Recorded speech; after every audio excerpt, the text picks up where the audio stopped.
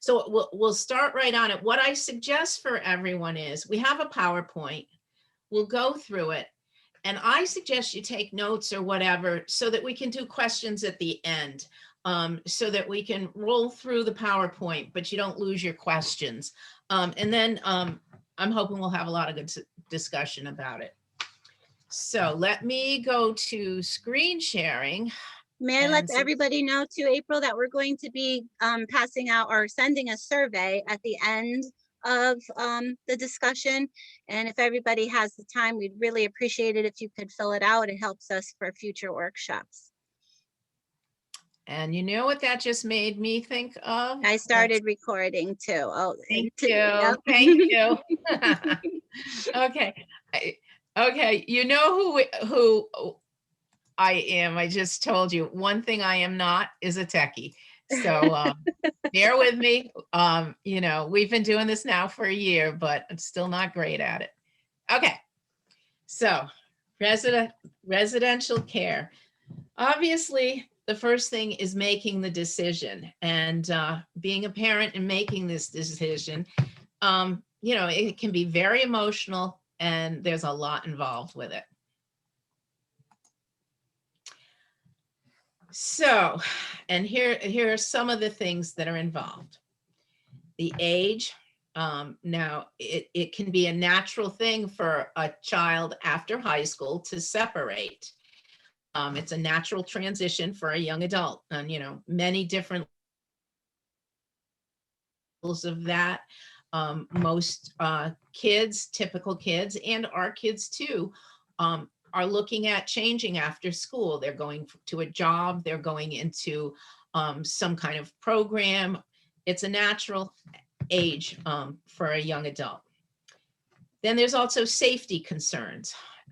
It may not be at a natural age of 20, 21, something like that. Your child's needs could be so great that you may have to consider some kind of residential option when they're young. You know, some kids, unfortunately, as we know, don't get out of the hospitals and have to be in long-term care.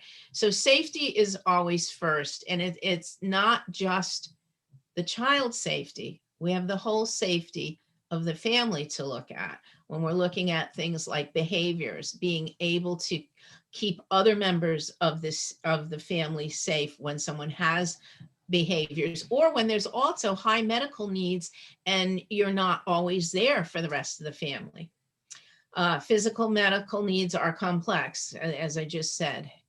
And then there's always what's going to happen when I'm not here.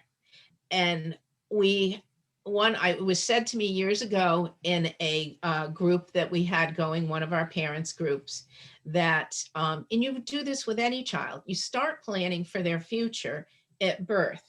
And then so many times parents have said to me, oh my God, you know, I haven't done any of this work. It starts now. You have to start thinking about what's going to happen when you're not here. And go ahead, Crystal, you can fill in on any of those.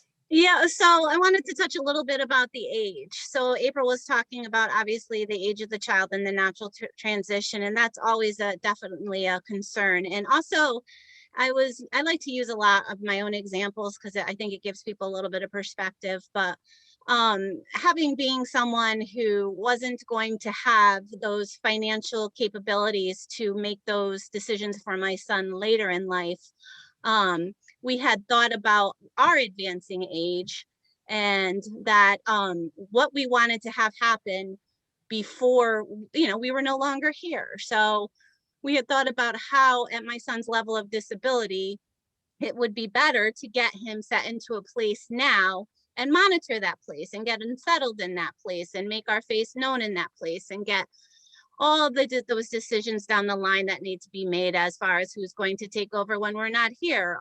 All of those things that need to be thought of now, instead of waiting to the last minute when, you know, God forbid something happens to myself or my husband and it needs to be in a situation where he needed to immediately move. And then we don't know where he would end up. So age that way was something that I took into consideration when thinking about him. I lost the PowerPoint. Here we go. And then I think you were talking about safety. So when I was thinking about safety, I was also thinking, April touched a little bit about behaviors. So behaviors for us come into different categories. So for example, there's behaviors that are dangerous to the child, behaviors that are dangerous in public, and behaviors that are dangerous to you. So I think that when we're thinking about moving individuals into group homes, and as far as on the other side in the agencies, it's one of the most, what is the word I'm looking for? It's actually one of the most potent things that actually gets them to pay attention to you and that need for the group home. So for example, my son has property destruction issues. He has self-injury issues. He has aggression issues, and different types of behaviors that way. So it really became a concern as we were getting older, because we were no longer able to, at 6 foot tall and 200 pounds, we were no longer able to care for the needs and keep everybody in my home as safe as they needed to be. So that was something that I looked at very much in terms of age. And then there was size too. I know that we have that on the next, I don't know if you want to advance, April. I can't get this up. Yep. There we go.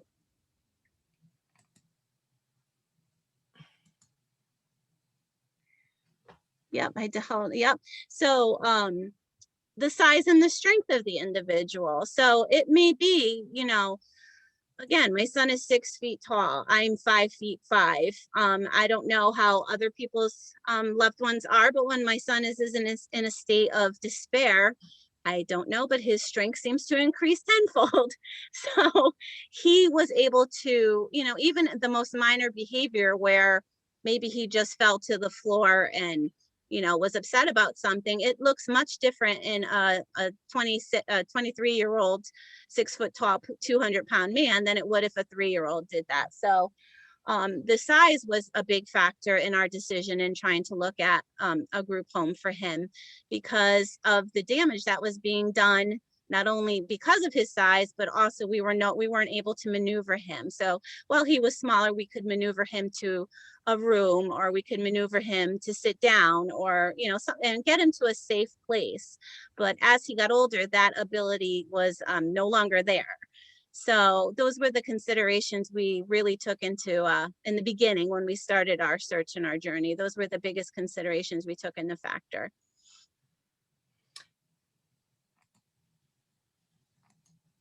Okay. And one thing I want to say before we go on, decision made. It's such a personal thing. No two children are the same, even amongst the same diagnoses. And no two families are the same. It's such a personal decision, such a personal thing for the family and everyone involved. So what we want to do here tonight is, we're certainly not here to tell you what to do or how you should decide things or how you should act. What we're really here to do is give you information, on reasons to make your decisions, how they're made, and the process and all of that. But certainly this is just a way to get information to help you make your personal decision for your family member. And that goes on forever with all our kids. Things change, but it's individual how we react to them. But given that, taking all those things into consideration, you've made the decision and you're going to start looking for out of the home placement. So then, who provides residential options? This, unless you have experience in special needs, you probably don't know the answer to this, or as you've come up through the system, you're starting to find it out. But some of the supports come from federal, state, private providers, and very often it's a combination of the three. Go ahead, Crystal. Okay. So, well, this one is a little bit advanced, but when she's talking about the federal providers and So there would be different agencies that might be involved in that, depending on the needs of your own child. So obviously DDS would be somebody who would be play a big factor in the funding for that. There's Department of Mental Health, DMAS would be a factor in that. The Department of Social Services could be a factor in that. And then there's self-pay options that would also some people choose to use to get housing set up for their children. So there's different types of people who come into play when in terms of funding. Guess who that was, guys? That was the group home calling me. Oh no. Yeah, everything's Okay, fine. Everything's fine. But Okay. when you see the number, so I apologize. Actually, I should probably mute this. Do you want to talk a little bit about each one, April? Each one of the Sure. agencies before we go into those? Yes. So do we have them on the next slide, the agencies? Well, this one is Okay. kind of the process of it. Yeah. Okay. So first of all, DDS is one of the biggest providers, the Department of Developmental Services. And of course, your child has to be eligible for their services. Usually your child will become eligible somewheres around 8th. They do evaluations. And so that brings you a bunch of different services, one of the biggest being a case manager. But when you're looking for a residential option, an out-of-home placement, that is residential placements come within its own department in the Department of Developmental Services. So just if someone's eligible for DDS, that's not an automatic that they get funding for residential options. Certainly each one of these agencies that provides, we could do a night's presentation on each one. And so I'm not going to go into full detail on that, but the process with DDS would certainly be that you have to notify your case manager that it's something you want to look at and explore. And then things like waiting lists will be mentioned. Put me on the waiting list. The waiting list is a unique term, to say the least. A lot of people think when their child is 8, they automatically get put on the waiting list. They're now, waiting till they become an adult, they're eligible. And when they become an adult, they're funded for residential. It doesn't happen that way. And the waiting list isn't even really a waiting list. It's the only people that are getting placements are what's known as emergency placement. And that can be where the caregiver, or it could be the child's living with a parent, the parent passes away. That's an emergency situation. Or there's a safety crisis and the individual isn't safe where they are anymore. One person explained it to me like this, that it's not a list, it's more like a swimming pool. And when someone's really starting to go down, that's when the life preserver is thrown out. Now, things are better in the economy than they were about 5-7 years ago. So there is some movement, but 150 spots, I think they're opening, right? April, 150 spots. Yeah, I think that was the last number. And there's other things that come into play here. So just know that that's a process that has to be started and initiated by you. And that's probably as much detail as we can go in on DDS for right now. Then DMAS is the Mental Health and Addiction Services. And they have similar programs that you have to be qualified for. DSS, the Department of Social Services, comes into play, and also the diagnosis comes into play, especially if you don't have an intellectual disability. And autism, I'll use that as the example, and I know some of you parents can talk much more in depth about the autism part than I can, that I don't have a child with with autism. That has gone from being under DDS to now being under DSS. And I think there's a lot of change. Speaks to legislative advocacy, which is a whole nother night's workshop, but just know that it depends on who you're qualified with, which agency can be your main funder. And then of course we have Medicaid, which a lot of individuals, and it could be various diagnoses, are on what we call the waivers, the Medicaid waivers. Medicaid waivers, depending on what your diagnosis is and what other agency you're with, can be used in conjunction with like DDS, or they can bring you dollars for housing with different programs that are among Medicaid, like the Community First Choice. This is all a lot, and there's many different funding sources. But what you probably should know is a lot of these come together, and there's not always just one funding source. So that's probably the best way to say it now is, I'm going to move to the next slide. It's a little bit a whole different ballpark if they're still in school and 18 years old, correct, April? And residential or something. Mm-hmm. Well, that can come into play.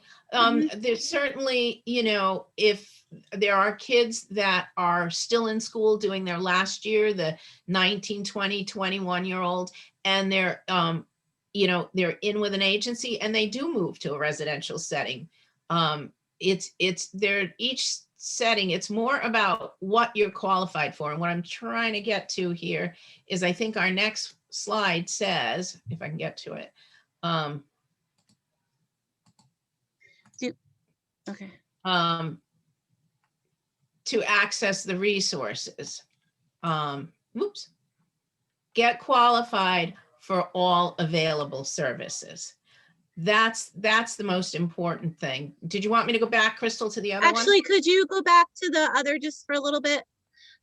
But before that one too, I think it was. I'm going the wrong way.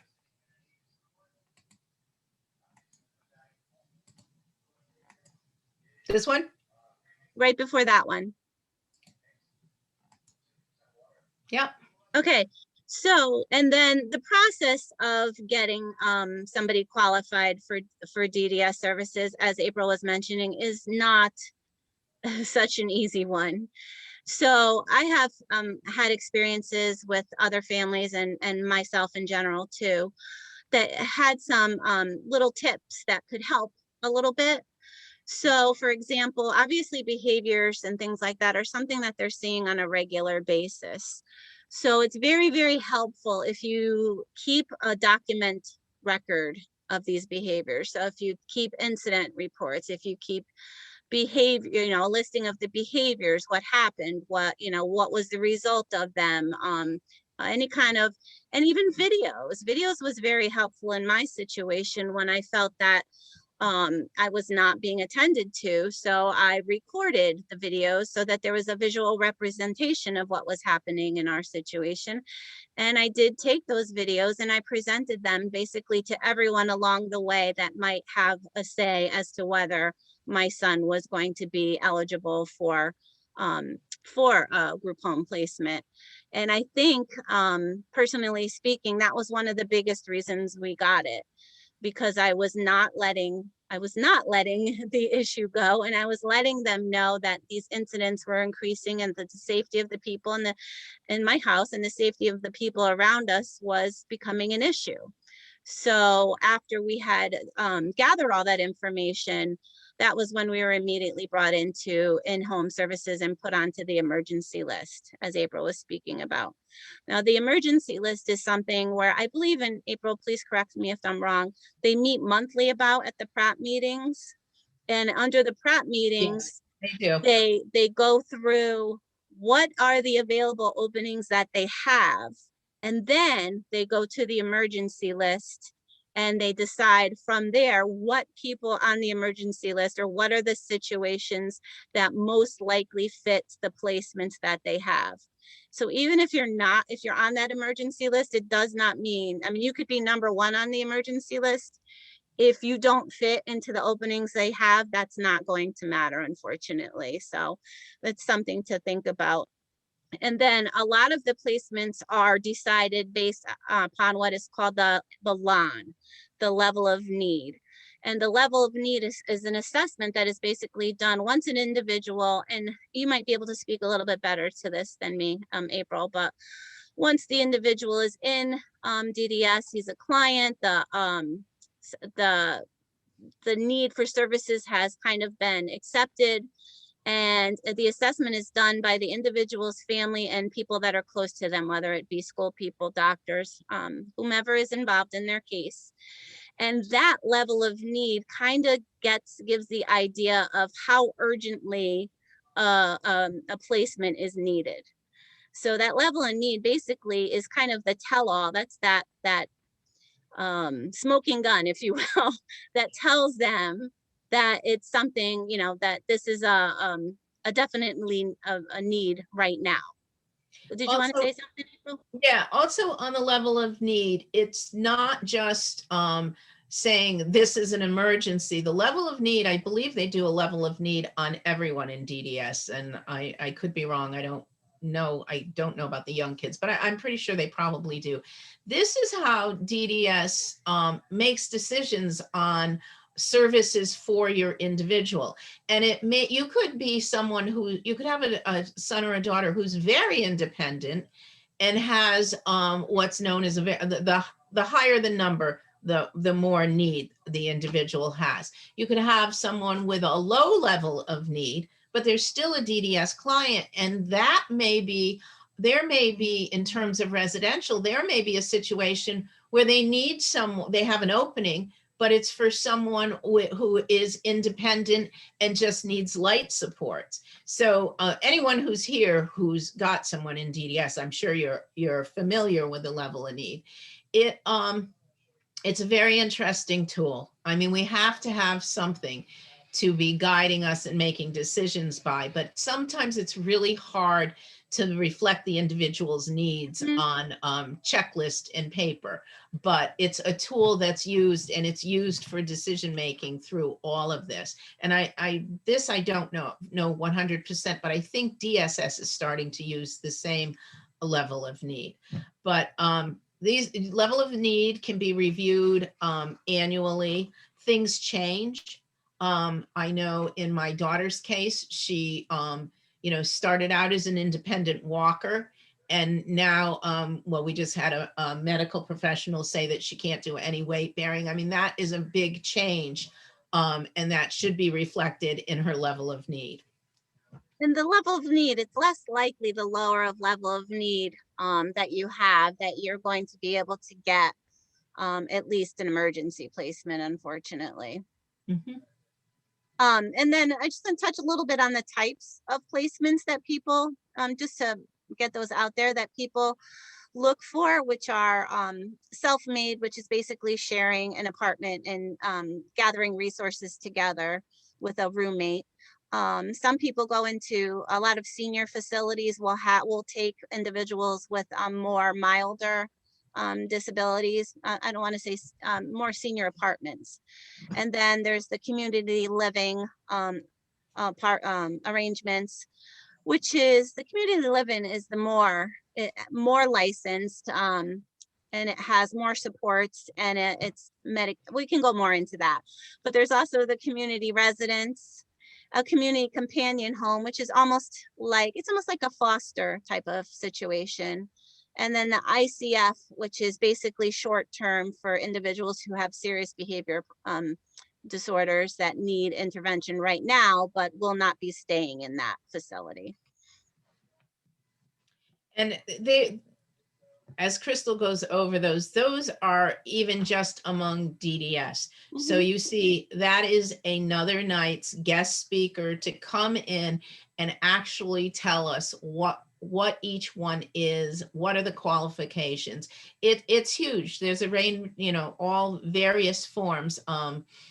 And my daughters lived in two, an ICFMR, which was basically a nursing home, but for clients with intellectual disability, a CRS, which is a very, there's a physical space, and roommates come together and they bring their own funding from whatever sources, pool it together, and the house exists. There's less regulations and licensing for that type of home. And now she lives in what I will call your traditional group home. It's owned and run by an agency. Everyone has straight funding. They don't pool it the way they do in a CRS. But there's all versions of this. And I know some of you that are listening have sons or daughters independently living in apartment settings, sharing with a roommate. Some people have an individual, and they have a house, and they hire an individual to live there and be the caretaker. There's many versions of this, which is why we called it creative housing when we had our group going, meeting monthly. Again, this is a whole another nights to go into detail, but there's various options. And the other thing I want to say as a parent, if you've got something in your head or a thought, or your individual child, what's to stop you from proposing that to someone? It may not be one of these acronyms. It may never have been done before, but if you have the funding and you have an idea, why not? For at this time, the agencies are much more open than they were 20 years ago, when it was this way or nothing. So I encourage you to think creatively.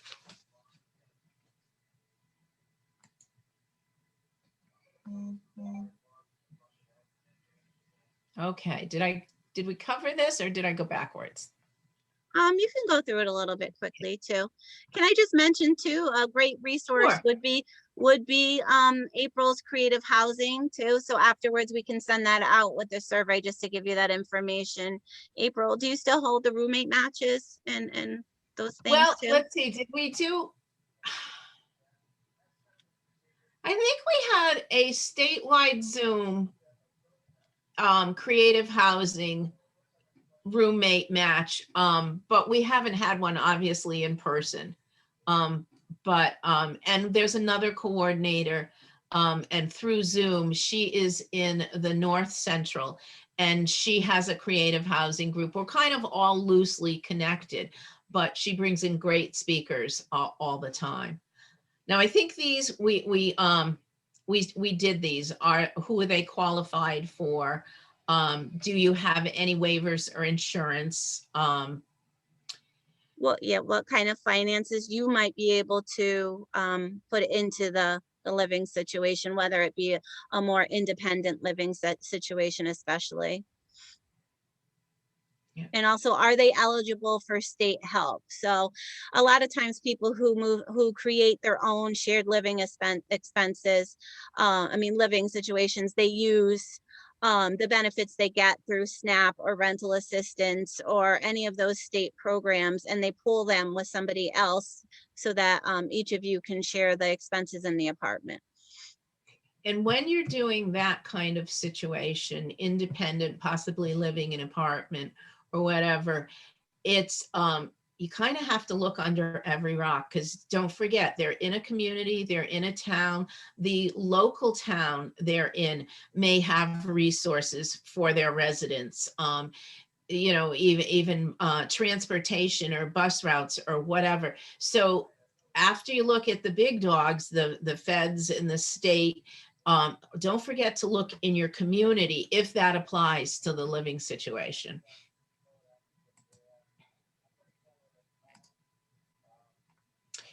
So we kind of said this, get qualified for all the services.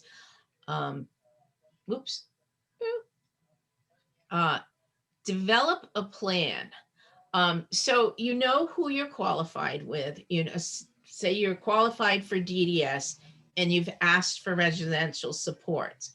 Well, like Crystal said, if it's an emergency situation, there may be 6 openings in your region, and they're going to look at the emergency list and say, well, this house can't take this person because it's an all male house and this emergency is a female or whatever. But if it's not so much an emergency situation, I encourage you to develop your plan.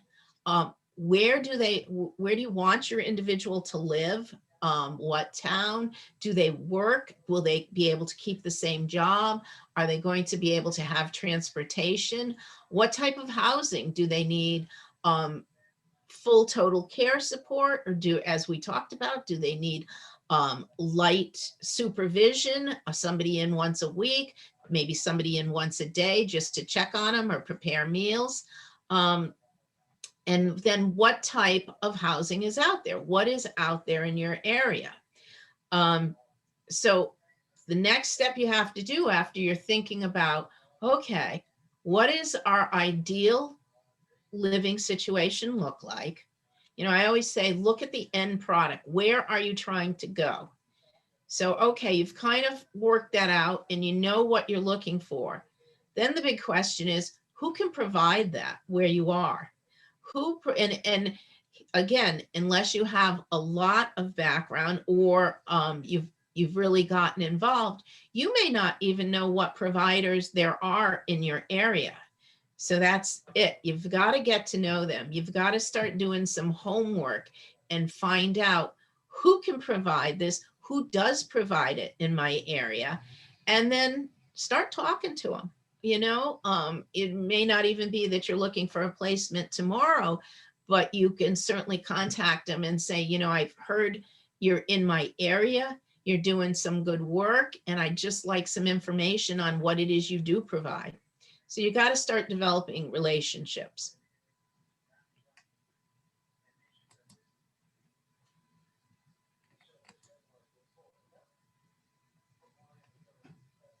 We were touching on this a little bit again. What types of supports will they need? Will they be a more independent person?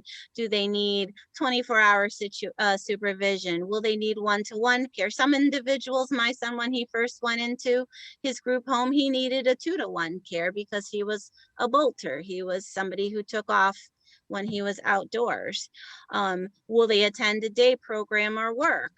One of the, and you were just mentioning getting to know your providers. One of the wonderful things that we did was we went around and looked at all the different agencies that would accept someone with my son's level of skills in terms of a day program. And within that day program, we were actually able to see that they also had a connection to residential living.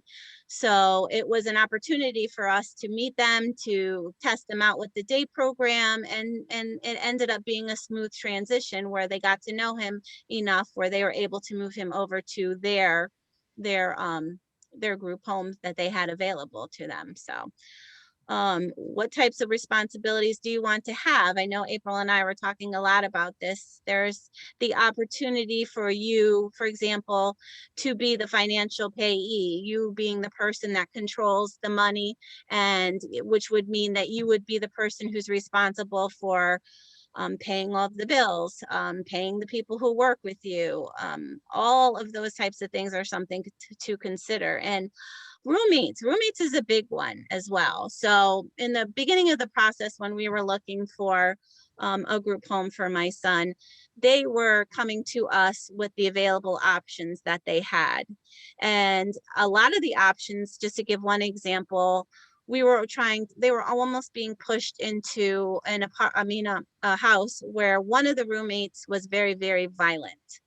And within that time period, and I'm not sure if it's still the same, but April, maybe you know, but it was 1 year when we were put on the emergency list and told to go and, to find a placement. We had 1 year to find one. And within that time period, they would present the ones that they had available, and we could visit them, and we met with them, and we discussed who was in the house. And the very last one was this one example that I just gave. And they had said to me that, this may be your last chance. And I said, no, I'm not going to put my son in a situation where he could become, you know, a victim of violence by somebody that he lives with, as he's kind of more of a gentle kind of guy. So what ended up happening is I ended up spending the rest of the journey and the time that I had left over searching for that placement myself. So, and roommates are a big thing. I mean, we've had difficulty with roommates in the group homes that he has, but we do have those opportunity to make those changes as we go along if those types of issues pop up. Excuse me.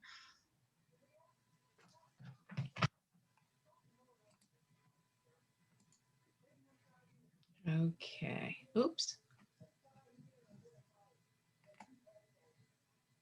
I'm trying to read the top. This Can you is read your it? in. Okay, and then can you read the next one? Because I can't Sure. read it. It says, know what is non-negotiable and what you will negotiate on. So when you do get into a lot of the group homes, they have their own policies and procedures, and we'll get into a little of that a little bit later. I will use one example. One example is many group homes do not want you to see your child for the first 3 months. I think it's 3 months, the first 3 months that you place them. To me, that was completely non-negotiable. I said, no, I said, that's not happening. They didn't want him home visiting. They didn't want him calling. They wanted no communication whatsoever. And at his level of ability, I did not believe he had the cognitive ability to understand that he wasn't just being dropped off and that was the end of it. So we negotiated and we helped them understand that it wasn't appropriate for him. And yes, honestly, we dealt with probably more behaviors in the very beginning, but it ended up being a situation where he learned to live exactly how in that placement and what it was like to come home. So he learned that flexibility instead of always being worried about things going in one certain direction. So learn what you can negotiate. You will be the trainer. And April's right. It is definitely a lot of work. It Yeah, helps it go. It really is. I, And it's not a process that stops and starts. You will constantly be doing that. Go ahead, April. oh, I can see that one. I just couldn't see the top one. And speaking of being the trainer, my daughter is completely nonverbal, and communication is minimal. And I always have to tell everyone it takes over a year to even to get to know her. So when we talk about you're the trainer, we know our kids the best, and you have to impart all this information to the receiving home. And a good home is welcoming of it. Welcoming, they want it to go well. They want to make it as stress-free as they can for the individual, for the family, and for them. Because if they don't know your child and they're trying to assimilate them into a home, it's very stressful for them too, because it's their routine is different and it changes their routine. So just in general, it's good for everyone.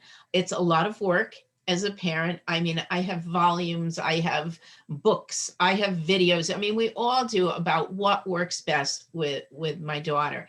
And you know, it's a long time in the training, but I feel it's well worth it the more input you can give. And a very welcoming home, a very well-run home is going to welcome that input because they need it. They want it to go smooth too. And we created a binder. So when we were moving Keith in, we had a binder that was full of information. What his behavior looked like, what worked best for him, what communication style he had, what were some of the vocalizations he did meant. And what happened with that, they were so welcoming of it that even to this day along the way, they will call me and they will say, you know, he's doing this. What do you think this means? What can we do to help him? And I think that was really helpful for them in the transition period. And it's a lot of preparing. And you know, each child is individual. Social stories don't work with my daughter, but we did day visits, we did overnight visits um, to prepare for the move. And back when Crystal said it was non-negotiable that she wouldn't see her son for 3 months, I was fully prepared when my daughter moved to spend the first week to 2 weeks spent overnight and living in the group home with her. Now they did tell me that wasn't going to work and wasn't appropriate, but I mean, you know, she's nonverbal. People don't understand her. So the 3 month, no one even suggested that to me, but you know, and I was fully prepared to do I'll stay over the first week and then maybe I'll stay and go home late at night, you know, whatever you need for the transition. Yep, and the transition works differently for people, as April just said. Some children need that quick, or some individuals need that quick change. Some individuals, like we transitioned very slowly. First we did site visits, then we did just overnight visits, and then we did weekend visits, and we built it up. And social stories did work for us. So we were using social stories for more than a month before the actual move was put into place. And all of this is put into the transition plan. So when the move is accepted, there actually should be, and I believe it happens everywhere. I hope it does. But the transition plan includes how that transition is going to happen. What are they going to do to make the transition easiest for the family and easiest for the individual? And as I said before, home visits, get those home visits, how you want those home visits done, put in place in the very beginning. Well, and the other part of home visits, there's a reverse here. The very first time we had a placement and they thought they could accept Iris, they came to our house to see how she lived, to even get to meet her and see if they actually could meet her needs. And then we went there and back and forth.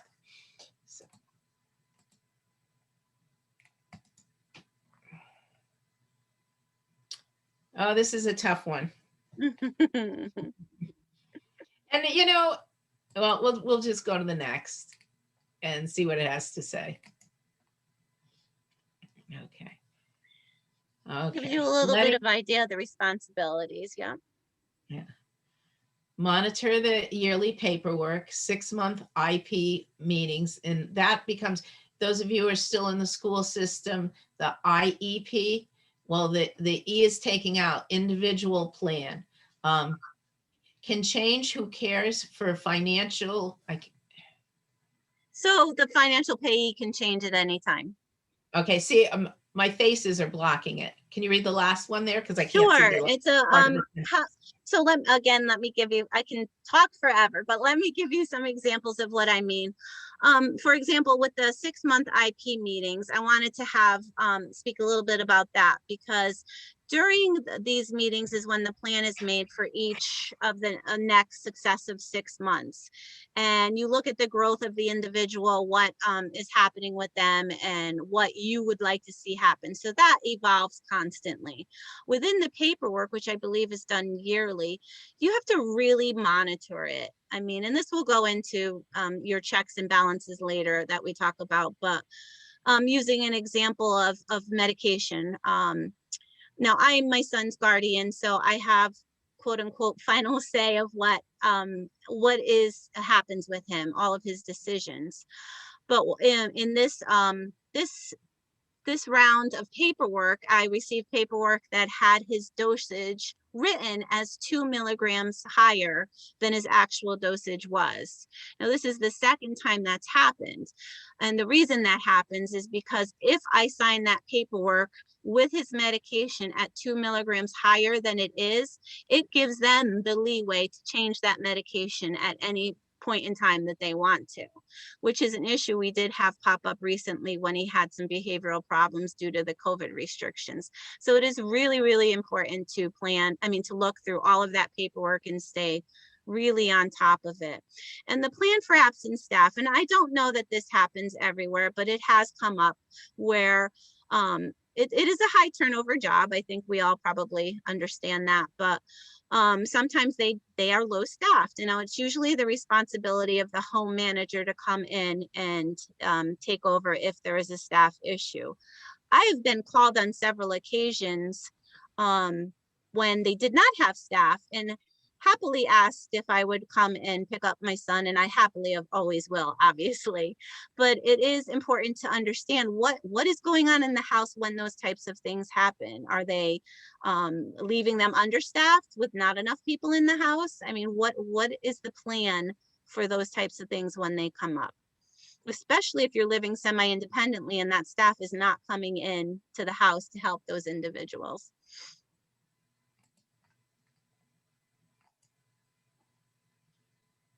Okay. Finding the balance. Let me go to one more. Okay, and we just talked about this a little. And actually, this kind of goes back to the letting go. When we talk about letting go, there's all levels of that. First and foremost, there's the emotional level. But beyond that, as Crystal just said, you still can remain the guardian for your individual. I believe you probably, I don't know anybody who has, but you could also, if you didn't want to be the guardian, probably have the agency or have someone appointed, but you can still remain the guardian. You can still remain the payee, and that's a term, a DSS term, payee, representative payee. So the funds are still coming to you and then you're dispersing them. You may find that's too complicated. If you have an agency you trust, you may not want to be involved in any part of that. You still, as the guardian, have say when it comes to medical appointments, doctor's orders. Of course, the thing that gets hard is if you're not present at an appointment and that something may get changed and you may not know about it. So then that brings you down to how will you communicate with the home? And part of that communication for most of us, there is a reason why we are looking for our child to live independently. For me, it was, first of all, the physicality. We just couldn't do her care physically anymore and keep her safe. And I can't be at all the medical appointments anymore and, going to all the doctors and things that you have to do. But that doesn't mean I don't want to be involved. So I have to find a way to keep communication open, to know what happened when she went to her latest orthopedic appointment. Like the one appointment I just missed back in October, my daughter has always walked with assistance, and they just came home and told me, oh, she can't do any weight bearing anymore. I mean, that was huge. And I wasn't at that appointment. So, obviously I made a call to the doctor and that, but now we have a process in place where we're trying to keep the staff, because Crystal mentioned the rotation of staff, and we're trying to keep one or two people that do the appointments, the medical appointments, so that I know that that person has the medical knowledge. She's been to most of the appointments, and that's better for the group home too. They don't want someone who's brand new. I wouldn't want to be a brand new person employed at an agency and they say, oh, take this person to her neurological appointment. I mean, they've only known her for a month. So we've set this up, and this is setting up checks and balances. I've asked for, and I know no one can guarantee the same person, but because, people get sick and are out, but at least one or two people only to be doing the appointments. One person only, the manager, to be making the appointments.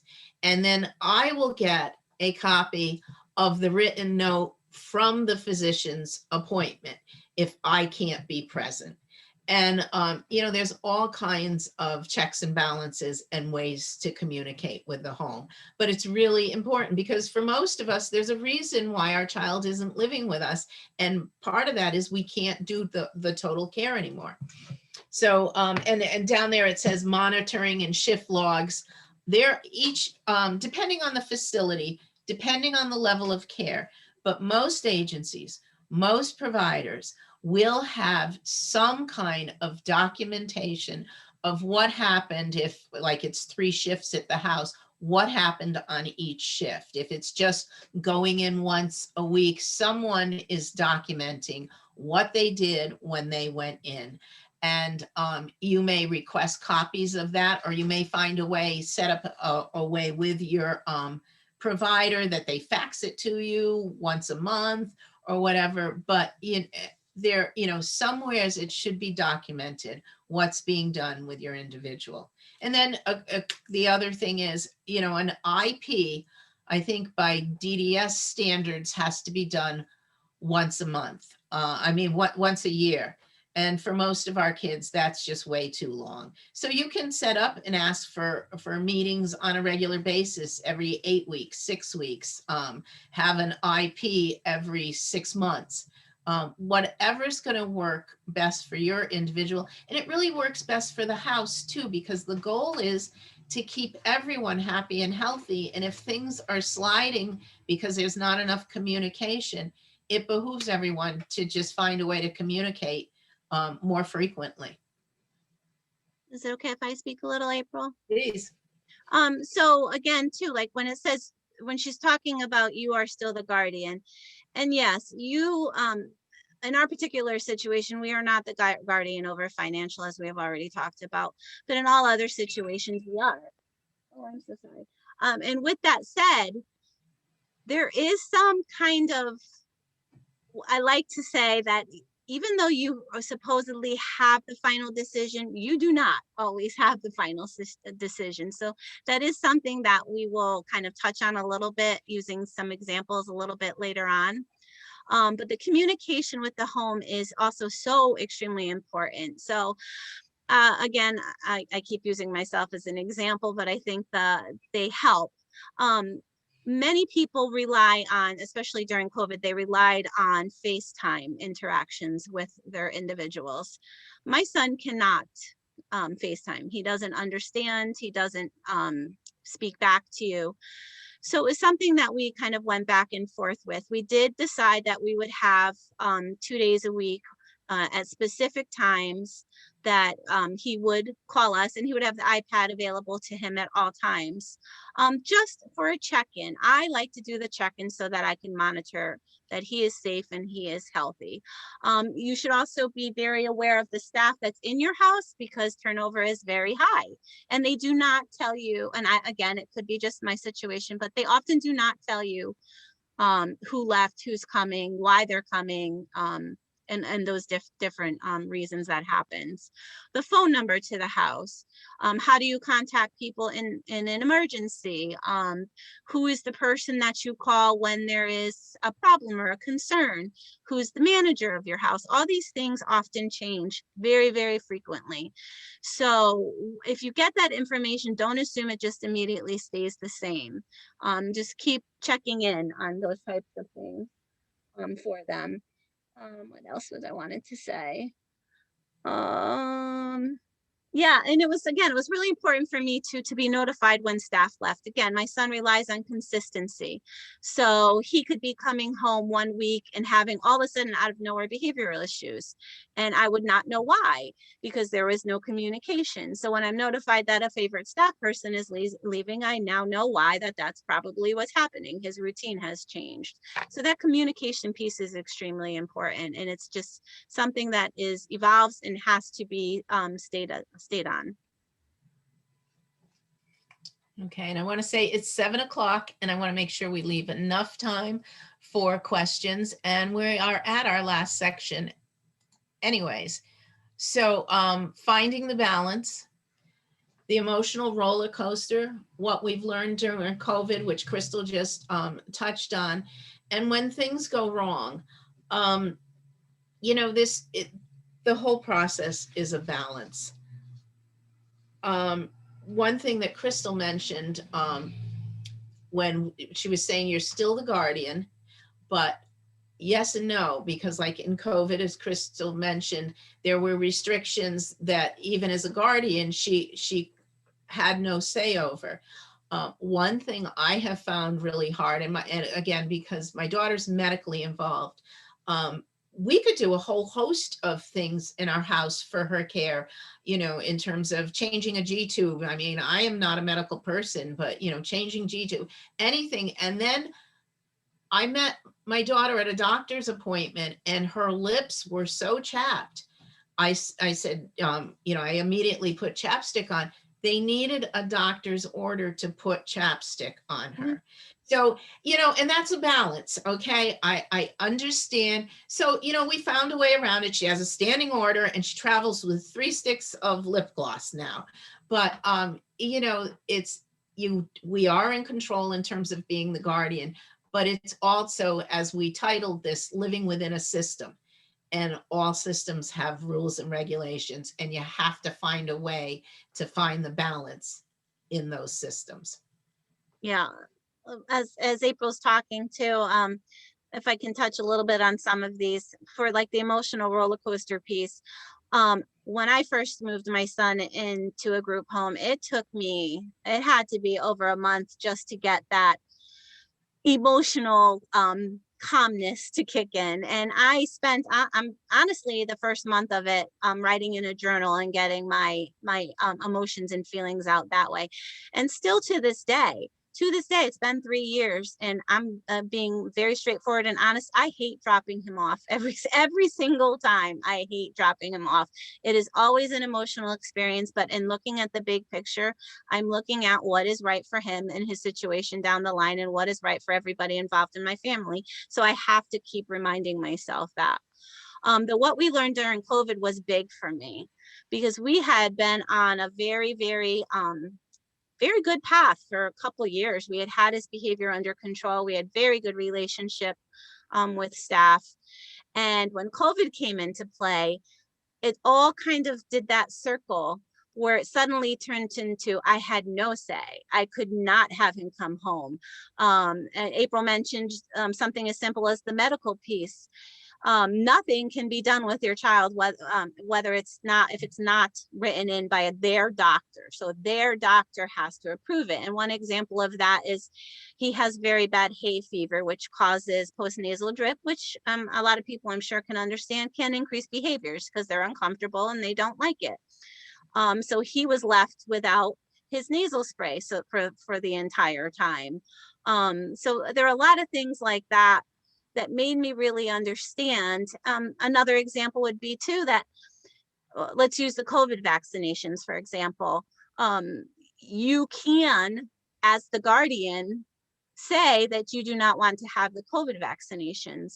With that being said, because there are other individuals in the group homes, people who are medically fragile, and the workers that work with them, they can then say, well, this might not be the right placement for you. So there is always kind of that give and take and that back and forth that you have to kind of think about when you're making these decisions and these choices. When things go wrong, did we touch on that, April? Going there next. Okay, go ahead. So working together is part of this. As well as we just said, like I found a way around the chapstick and that. You always have to think of what is the outcome you're looking for and what needs to be done to achieve that. Peaceful negotiation, you maintain a working relationship. So you have to think about that. What is the outcome I want? If this was something that you can't live with, and certainly abuse or neglect, you may say, we're done, we're out of this house. But if this is something that you, like my example of the chapstick, I mean, it was frustrating as anything, but it was something I knew we could work around. So you have to figure out what it is that the outcome is that you're looking for, and then fight your battle accordingly. Set up checks and balances. We already talked about that. All communication, faxes, monthly meetings, whatever you need and whatever they need. There you can you can seek a new provider. And not necessarily a new home. You could file an official complaint against the provider and ask that they be removed from the house and that someone else take it over. That's on a much higher level. And that's part of an official complaint and investigation. Yeah, I wanted to say as well too, the peaceful negotiation for me was something that I worked on and definitely is such an important piece. Like in the beginning of the COVID restrictions, in the beginning you didn't know what was happening, so I was trying to, go along with the recommendations. And then as time went on and his behavior was suffering, and a lot of our individuals were having mental health issues and they were having behavioral challenges due to the restrictions in their routine being upset, I needed to find a balance. So I worked, instead of going at them as, the mom who's very upset, I tried to think of everybody that was involved, and we worked out a peaceful situation where I was allowed to see my son for the amount of hours that were necessary for him to get that family input and that routine that he so desperately was needing input into place. And then everything changed for the better. So it really is, when I felt like when I came at them in the very beginning with that frustration level, they were a little bit less willing to be open-minded. So I think that it's really important to approach it that way as well.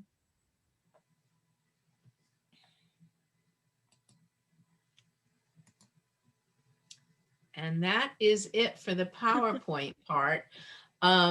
What I really would like to do now is open it up to questions. I think I have to stop sharing first. And should we do these through the chat, Crystal? Just let them, just if they want to unmute, or if you want to do it that way, that's fine. Sure. So does anyone have a question? You can just raise a hand or speak out. I just have one question. Yeah. Who am I speaking to? This is Tyann. I'm sorry. Oh, okay. I see you. My thing. I don't know how that happened. My computer died. But this is just a quick question. And I think this goes to Crystal, because you had mentioned that you went to look for placements, that they gave you a list of placements to check out. Were you already qualified? Yes. So we were already on the emergency list, Okay. and the emergency. Oh, I'm sorry. No, that's okay. That's just what I wanted to know, is like, how did you know what placements, and you had to pre-qualify? Well, the way that it normally works out is they offer you the placements along the way, and then you meet one another and you decide as to whether you're going to be fits for one another. And we were not finding anyone who was either willing to accept my son because of his level of need, or the placement that was offered to me was something that I was not willing to put my son through. So I had gotten that notification saying that I can't remember exactly what it was, but it was something along the lines of 3 months to find a placement. So I struck out on my journey alone, and I found the placement. I interviewed a couple of people. I looked around, and in the area that we had happened to move because I wanted to find more options in a better area for him. And it worked out that we came across somebody who was very willing to work with him. And because we got into that situation with his day program, we had also mentioned that he was on the emergency list, and they automatically said, well, let's see how it goes. We do have that possibility. We do have houses open. We do have actually one open, and I think he might be a good person for it, but they had to get to know one another, obviously. But so it worked out in the long run for us. Okay, thank you. You're welcome. Yeah.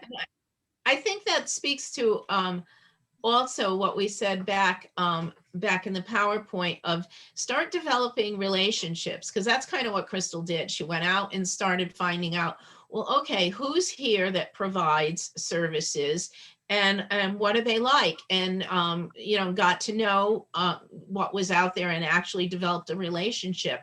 And Tyann, I know you know this, in our creative housing group one year for the roommate match, we invited all the people in Southeastern Connecticut, all the private providers, to come and speak. And they told us who they were, what kind of services they provided, and what area they were in. And, many people went up and talked to them after or whatever. It's not, in your typical life, you don't come across private providers, but in the life of our children with special needs, we do. I mean, they may be hosting events and you may get to know them that way. In my case, we were on the emergency case, and just kind of like Crystal, we were at those meetings. We weren't physically there, but they would put up my daughter forward, and the providers who had openings would look at it. The unfortunate thing in my case is they all just looked at it and refused her. So then I had to go out on my own, and actually what I did is I got some legislators involved, and we did it that way. So. Okay.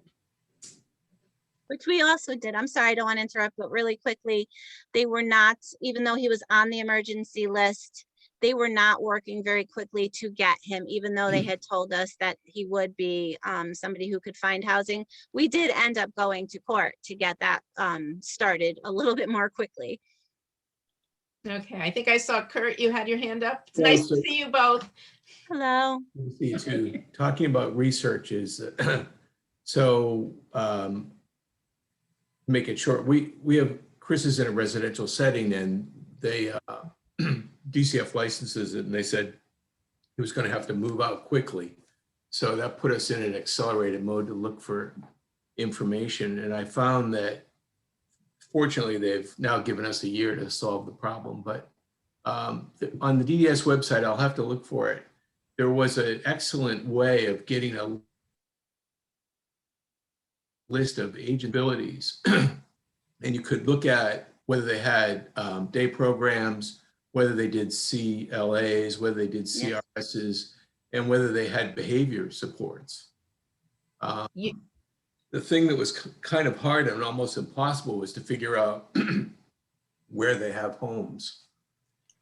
But I did find there's electronic licensing now. So you can go in to the state website and look for licenses for community living arrangements, and you can find them. It says who owns them. But we've actually been working through the school system to do a referral. And they're a good resource too, because you know, there are kids that have gone before you. And yeah, well, I mean, it's kind of confusing because they've got a transition coordinator talking to somebody at DDS, getting a list of agencies, and then contacting the agency, and the agency saying, yeah, we don't have any help for you. So, yeah, But we could go directly to the agencies ourselves, yeah. because that wasn't my impression. yes. Well, I mean, you know, I don't think DDS is going to tell you to do that, but what's to keep you from calling up an agency and saying, you know, my son or daughter we're looking at transition. I just wanted to know what do you provide? Are you in my area? Right. And yeah. Well, we had one Absolutely. agency that we're talking with that was looking at helping us set up a CRS. Yeah. They would, you know, so the CRS, the community, what is it? Community Residential Services. Continuous residential service. Yeah, it's up to three folks living together. 3 or fewer, yep. Yeah. But even that, I mean, it sounds like their strategy would be to look for folks on the emergency list that could cohabitate with Christopher and basically try to put together a house. And that's been done. That has been done. And I know a family that's done it. They met another family in a support group similar to this. And they purchased a condo together. And those two families then needed a third roommate. And they worked with DDS to get the third and build in the supports. And this was 5 years ago, so I think it's still up and running. Yeah, but that can be done. For people who have family members who are already placed, how far away are your loved ones? We'd like to get, our son is an hour away now. We'd like to get him closer, but it sounds like that might be difficult. Where do you live? We're in Stonington. I'm in Stonington. Oh, you are? Yes. So But I think Betsy's question is for people who have their children placed, did they have to go far outside their area to We get did. a placement? We travel an hour. It can, yeah, it can. Okay, so Michelle's saying your child's an hour away from you. Yes. Yeah. Yeah, we live in Shelton and he is in Southington. Yeah. Oh, So, so, yeah. Okay. So yeah. we're allowed, right now, he's not allowed out. We're allowed only half-hour visits per week. So we drive an hour there and an hour back for our half-hour car visit. Yeah, We're- yeah, understood. we're in That's the what we same do boat. too. Mhm. It's worth it, but. Hopefully, when he turns 22, when he goes to an adult facility, right now he's 18, that I'm hoping we could get something a little closer. It doesn't have to be like next door, but probably within a half an hour would be a nice settlement. Yeah. Yeah, that would be. And then we're lucky, we live in Quaker Hill and our daughter is placed in Norwich, and that is really about 10 minutes away. Oh, yeah, you're Wow, lucky. That's nice. great. Yeah. Really just lucked into that. Other than that, all the other homes were about 45 to an hour away. Yeah. And we didn't really have that many options. It basically was take this home or you're gonna lose your place, you know. How long has she been in residential? For 9 months now. Oh, what, Great. you might say, what's the agency that you're working with? It's a continuum of care. Oh, yeah, I saw that listed. Yeah. Isn't that Angela's agency? Hey, Peanut.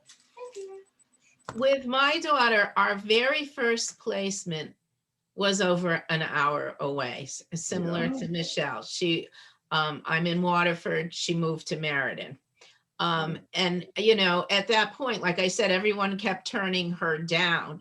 So this, and I liked the placement, but what I want to tell you, and it's not the ideal situation, but she has moved 3 times and she lives 2 streets away from me right now. But she started out in Meriden. Then we put together a CRS, a town over from here in Niantic. And then for a number of reasons, the CRS fell apart. Her needs were changing. And here's the ironic part. All this advocacy, all this involvement in the system, and the way she comes to be in the house she's in right now is I was at work working my secretarial job, and everybody knows that, you know, I have a special needs kid. And someone was just talking to me, oh, my sister works in a group home. She's so sad right now. Someone passed away. And the group home, I mean, it was word of mouth. It wasn't part of the system, but I knew the house. I knew it was 2 streets over from me. And I called my case manager. So you never know. I mean, it's just being involved and, you know, making relationships, that yet this one came clear out of the blue. That's And I exactly will what, say, go ahead, Crystal. sorry, that's exactly what happened with us. We had the 45 minutes away and then he was having some compatibility issues with the roommate that he had. And then in another house we found had opened up in East Lyme, which is about 30 minutes away. So he moved a bit closer, which worked out a lot better for us.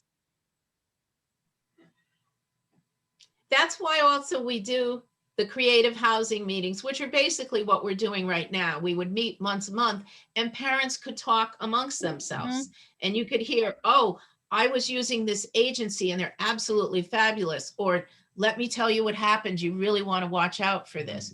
So, you know, it's really important to stay in touch. And if this group wants to continue on a monthly basis, we're more than willing to do it. Just as a way Monthly for support parents group. to share this kind of information as a support group. Sounds great to me. Yeah.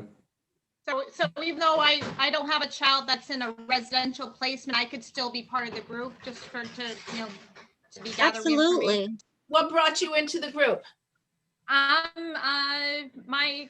know Crystal Sacco. I've known her for many years. She used to be part of our West Haven parent support group. And my son is kind of similar to her son. They knew each other for a number of years, and but now my son's 19. So he's getting up there in age, and so we're trying to, keep his future in mind, and what I thought what. about the house. Oh, no, that has nothing to do with so we're just trying to, gather information about what's going to happen, in the future. So obviously this is an option.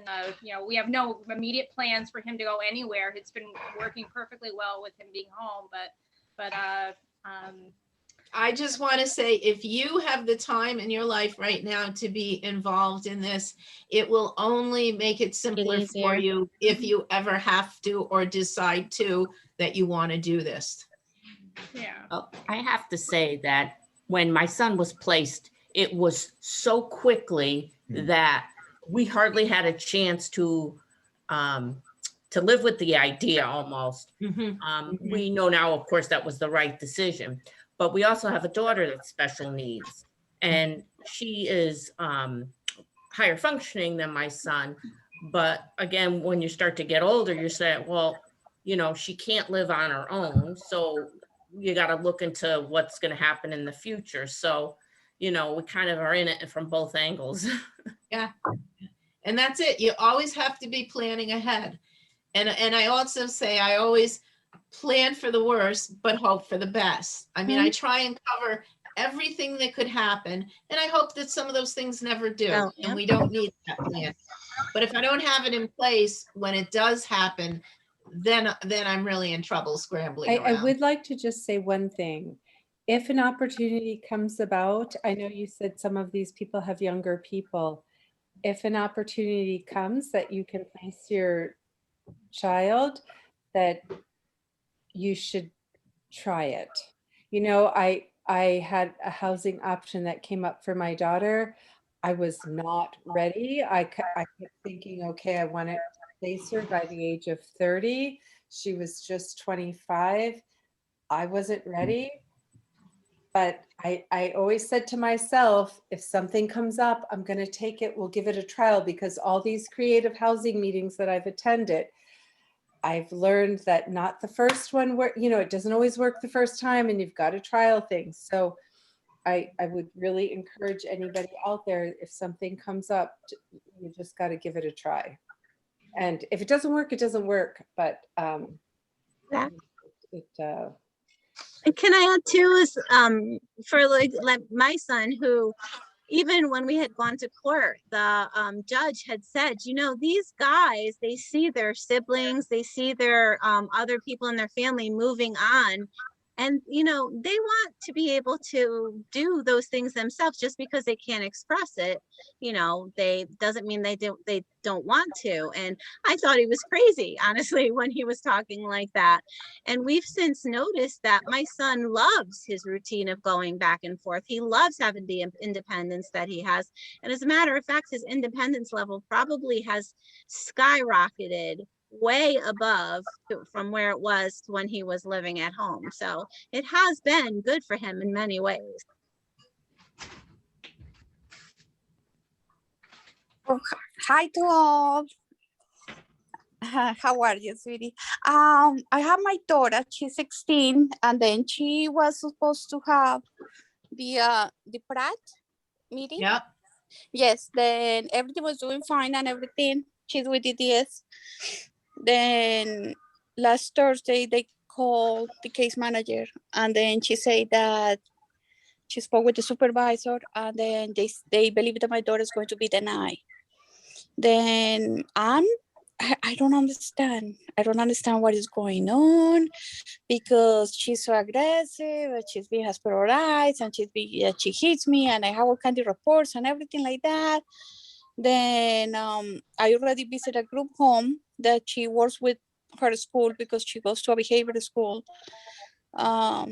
She has a lot of hours here, but it's still very unmanageable. Then everything was doing fine, and then now I'm really very spaced out. Really, I don't know what is going on. I have another meeting this Tuesday to figure it out, because they haven't told me anything. Easy, sweetie, easy. Then I don't know why a child can be denied if Well, it's first- aggressive, we have And everything. your case manager told you that she thought she'd be denied? Yeah, they say that the supervisor believes that she's going to be denied, and you know, then So she I has- know that it's going to be how many times a month they had the Pratt meeting? Once a month? I believe it's once a month. Once a month. And she has to give you feedback from that meeting. She has to tell you why she was denied, and then you have a right to appeal it. I was gonna say an appeal process, yeah. How long is the appeal process? It depends, you have to go through the steps of it. They have to meet again, and never having gone through, I don't know all the steps, but you have the right to appeal it. And I would also say to you, if your case manager doesn't seem like she's going to move on this fast enough, find out who her supervisor is and go through the chain of command. Yeah, that's why, this Tuesday coming up, I had a point with her supervisor. Mhm. Then what I tried to do is just get all the letters from her Yeah. doctors, saying that they recommended a group home on her case because the behavior, she's very aggressive. And then of course they haven't seen me how she attacks me. Then I don't know what is the problem. And then I'm really very, I was start packing everything and, label everything, organize everything for the group home. And now I feel that I have a huge stay back there. I don't even know what's happening. I would take a look again at your LON number as well, just to make sure, that is something that they're not basing it on.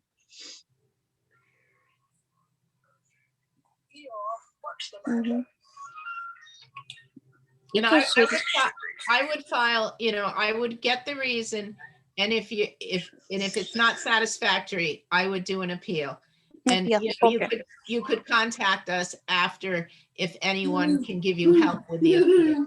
I have that information. I can definitely send you.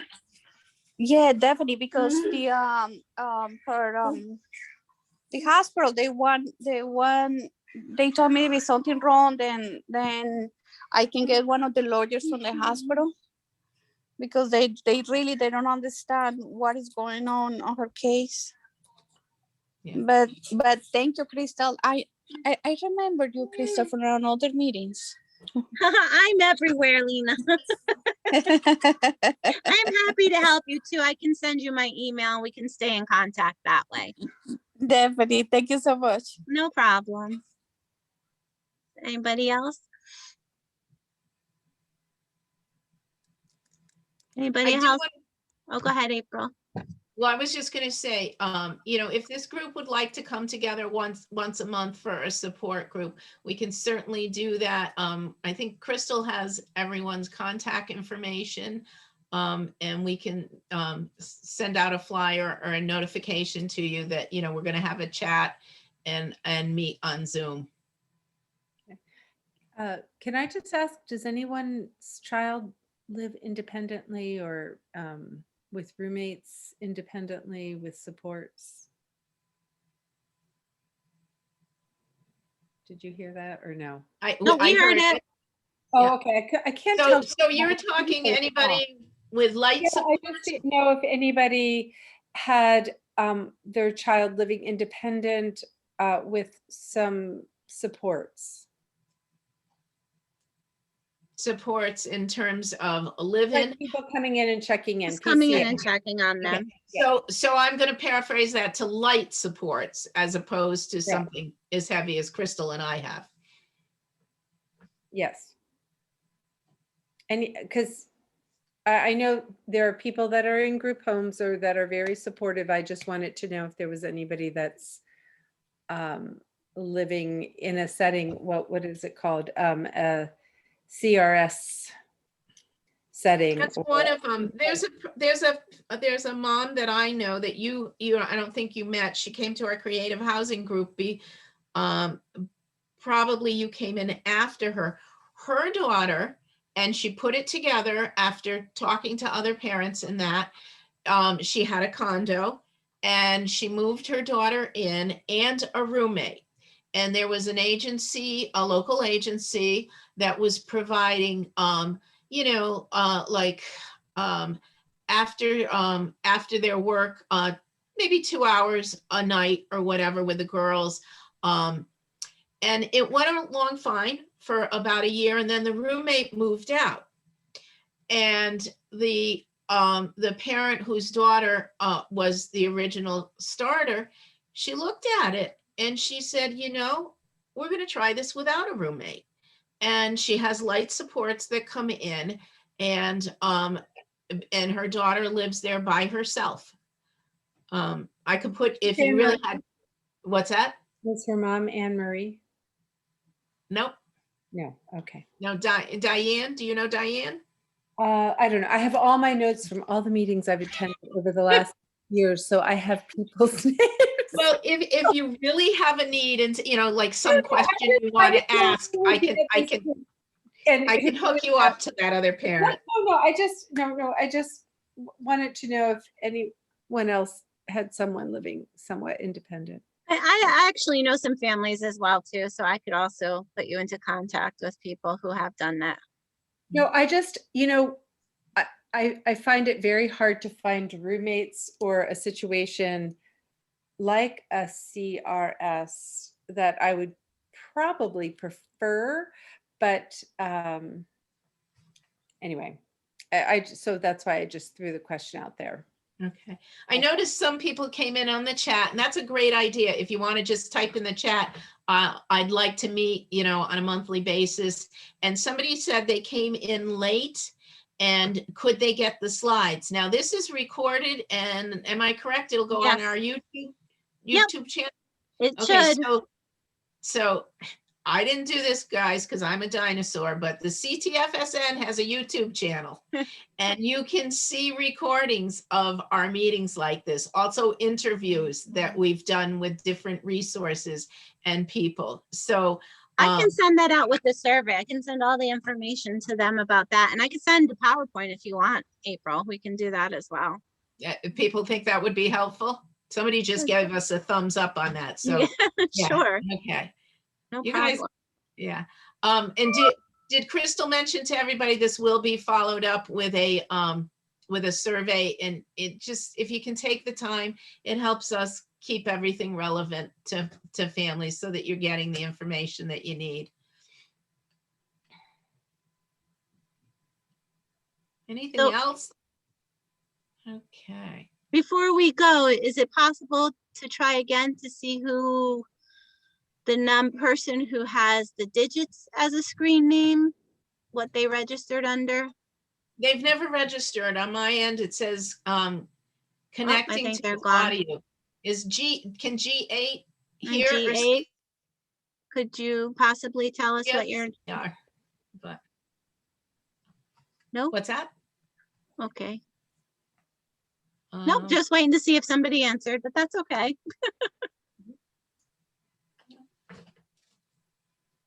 All right. Okay.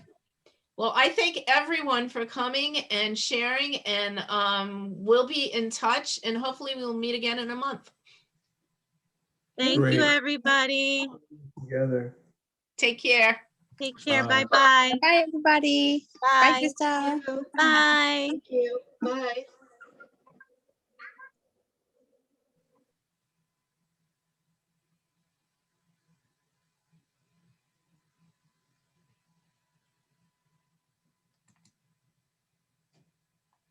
They're still connecting. There we go. I removed them. Okay. So what do I do for those individuals?